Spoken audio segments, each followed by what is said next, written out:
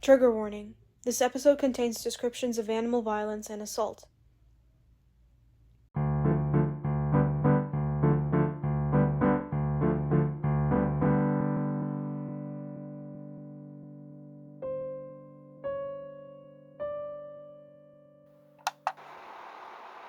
Chapter 5. Werewolf. October 12th, 2002. I can see what I'm writing, and I don't know why. Hello, my name is Christian Hargrove. I've been living in Budapest for 3 years now. I've been working at a museum for one, and I've been able to see in the dark since last week. I've started to write down what is happening to me in case it will be useful to doctors in the future. I don't know exactly when it started, but I know that it is going on right now. I woke up in the middle of the night, and I could see. This sounds stupid. I know it sounds stupid. But I can see in the dark. Not as in my eyes had gotten used to the darkness in my room, or that I can write this because of just generally knowing how to write, but I can see. When I woke up, my heart was beating loudly, as if I had run a mile, so I got up and went to the bathroom. As soon as the lights flickered on, I caught my reflection in the mirror. Am I dying? Please, God, please. I don't want to die. My eyes were yellow, jaundice yellow. Not amber or any other normal eye color that someone should have. That was when I decided to write this down. I have learned over the years that keeping records is extremely useful, so I will keep updating you. Christian. This is the first entry out of 10 that have been written by Christian Hargrove and mailed to me by my colleague. I have held these papers for some years now, trying to come to a conclusion on this peculiar case. October 13th, 2002. I am not dead. I went back to sleep, and I was woken up by my alarm clock. 5 times. I slept through all of them. I had to call off work. I hate calling off. It's not like I enjoy my work that much, to be honest, but it's a day of income just gone like that. I need that money. I was really hungry today. Just kept eating and eating. At first, I thought it was the anger from having to call off today, but the more I sat there and ate, the more I realized it wasn't. I was hungry. It's like my leftovers from the night before didn't even make a dent in my stomach. I can't afford that, but I can't stop. It's around 9 p.m. when I'm writing this, and I've eaten through half my pantry. What the hell am I gonna do tomorrow? Christian. October 14th, 2002. It's not fair. What did I do to deserve this? I think something is seriously wrong with me. Why me? Yesterday I slept fine. I almost thought whatever happened to me 2 days ago was maybe a figment of my imagination. It happened again this morning. I've stopped drinking. Not only does it do nothing for me anymore, but it's disgusting. Liquids are disgusting. My leg hurts. My leg hurts so goddamn much that I think I need to go to the hospital. It is 1:06 p.m. right now. I am at work writing this during my lunch break. I can't drink from my water bottle. The water is stale. The sandwich I packed didn't even fill me halfway. My stomach is growling. I'll have to get something to eat before I go home. I'm hungry. Christian. October 14th, 2002. I'm writing this at 11:23 at night. I can't sleep. It's too loud. And I'm so hungry. The goddamn dogs outside won't stop howling. I hate this building. I hate my flat. Why the hell is this happening to me? What did I do? All I want is a simple life. I didn't ask for this. I am hungry. At the corner of my room is a mouse. I can see it in the darkness. Its whiskers are twitching, and its tail is a long thread of skin that could snap easily. Rats come and go in this complex, and the landlord is an ass that doesn't care enough to try to eliminate them. It's too expensive, he says. I don't know what they carry. I remember I used to be terrified of them. I hated that such a small creature could overwhelm me so easily. Maybe that's why I can't sleep. No, that's not why. Its noises are at fault. It is at fault. My stomach's been growling for hours. I don't think I'm scared of rats anymore. Christian. October 15th, 2002. People make sounds all the time. Walking, moving their joints, the friction of their clothes against each other, their heartbeats, and the blood rushing in their veins. How could I not have heard it before? The rat was disgusting, and its heartbeat took too long to stop. It kept fighting for its life. How dare it? It should have given up, realized that I was already squeezing my hands around it, and it had no chance of escaping. I think it bit me in its frenzy as it was being choked. I was trying to be gentle. I was trying so hard to be kind. Please, please, I remember thinking as it squealed ferociously. Just give up, please. I felt its body go cold the second it did. I remember sobbing. I ate it. I'm still hungry. Work was good today, on the contrary. One of my coworkers told me that the beard that's been growing since last week was nice. I had to check in the mirror to truly see if she was right. She was. It's odd, I've never been able to grow one. Blame my genetics. I don't know why I wanted to note it down. The coworker that told me, her name is Alexa. She's always nice to me. How could she be nice to me? Christian. October 16th, 2002. I am a monster. I must be. I've since then killed 3 more rats over the course of another day. I haven't found any more, but I'm still hungry. Alexa was kind again to me today. She asked me how my day was. I couldn't tell her I awoke in the morning and slammed my fist against the wall in an attempt to get my neighbors to shut up. The flat walls are so thin, and I can hear more than everything.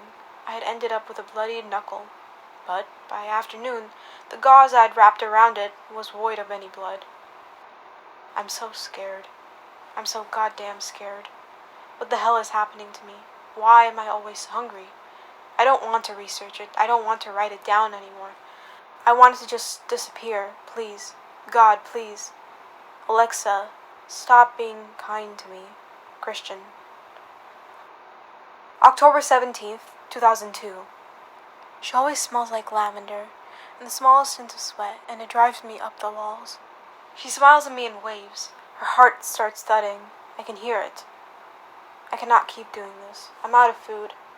It's night. I'm out of food. No more rats. Nothing in the fridge, and I don't have the money to spend on takeout. There's a small shrubbery nearby. Street cats litter that area. I can't remember the last time I drank water. I'm back. It's hard to write. I hate the smell of metal, and I've washed it off. I took a shower, but I can still smell it, and I can't stand it. Everything is too bright. I can't write. I can smell it. It's on my teeth. They've gotten so sharp.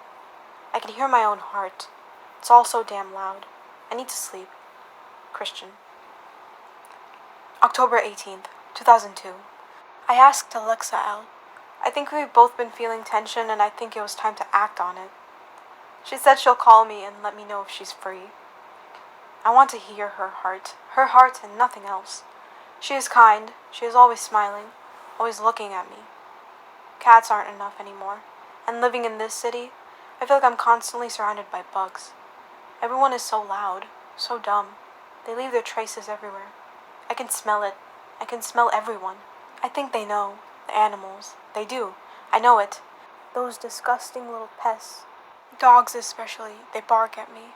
Like they're mocking. Like they think they pose a threat. A threat to me. When I could so easily snap their necks, hear a wince, and drop them to the floor. I'm going to stop writing here. I don't need it. I'm living a life. I'm living more of a life than I did before all of this started. I feel more powerful. I am more powerful. I hear my landline ringing. Hold on. Note. No sign off. October 19th, 2002. I asked her about the 19th. Busy. 20th? Busy. 21st? Busy. She led me on. She led me on with her smiles and kind words, and I've never been so hungry in my life. I need food. I need food. I've never been so strong in my life. What is stopping me? Nothing. I heard Alexa's heart over the phone, and God, it was going so fast. I want it.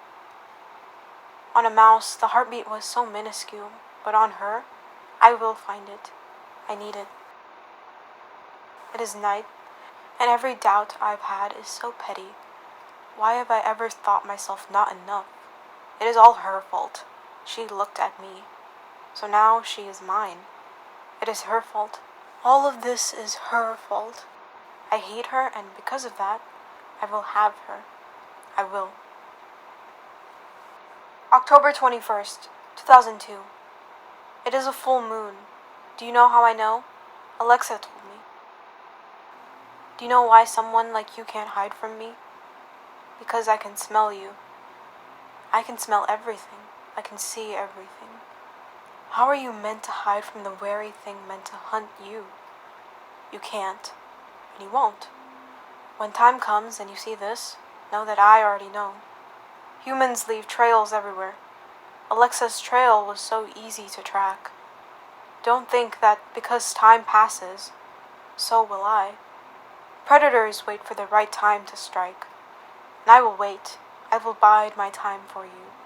I will sit here and watch, and wait, and watch. And I promise you, on this moon, when I catch you, your heart will still. I swear it. The entries end there with no sign-off again. I, for one, after reading this, have been fine for years. And I assume when you read this, you will be as well. You, dear reader, most definitely. Sid, they're giving out candy at the dining hall tonight. We have to... Oh, sorry. Did I interrupt you? June, you have to stop just coming in here. There's no way for me to edit these transcripts, so I can't just have you interrupting the chapters. Which is this about? The Yeti? Oh my god. A werewolf? Like from the hit late 2000s book turned into blockbuster movie trilogy The Starlight Saga about the romantic trials of Beth and Edgar? Are you done? Sid. Halloween. Candy. Dining hall. Now. You're not even going to Elena's party, so humor me with just this? Fine, I'm almost done with this. Just let me finish off the chapter. The words that you read have been photocopied and printed for publication. The original entries are in my possession. Do not fret, I would not endanger you. Mr. Hargrove, on the other hand, has endangered several people. I looked into this man, and despite what his entries suggest, he was not a normal worker in Budapest. He moved there in 1999 due to several harassment cases that he was liable to facing charges in. As for his symptoms, Mr. Hargrove was harboring the traits of approaching lycanthropy. The 21st of that month, I checked, was a full moon. It would have been that day that he fully turned or died. I like to think that the latter happened since no one has seen him since. I've been unable to find anything on him at all, save old overdue rent statements. Werewolves are a classic horror trope in the world of today, often used as a scary stereotype, and more recently, and to my disgust, as a being that can be tame and even sympathetic. Humans are sympathetic, wolves are sympathetic, but that in between, it is ruthless. They are not often studied. Many that are approaching the condition often cannot make the change and die. We cannot say with enough confidence that lycanthropy works via bites as vampirism does. We do not even know why it happens in the first place. What we can say is that if you are caught in a situation where a person experiencing these symptoms is with you, a good test is silver. But since it is becoming more and more rare to acquire this pure mineral, hydrophobia is also a good way to know if this person is turning or has already turned. If they are in the process, distance yourself and stay out of their orbit. If they have already turned, run. But I don't think you'll have to worry about Christian Hargrove, although I feel like there are some entries missing. With that comes the only unnerving aspect of this story. The only Alexa that worked in the museum that I found Christian worked at is missing, ever since October 31st, 2002. This concludes Chapter 5.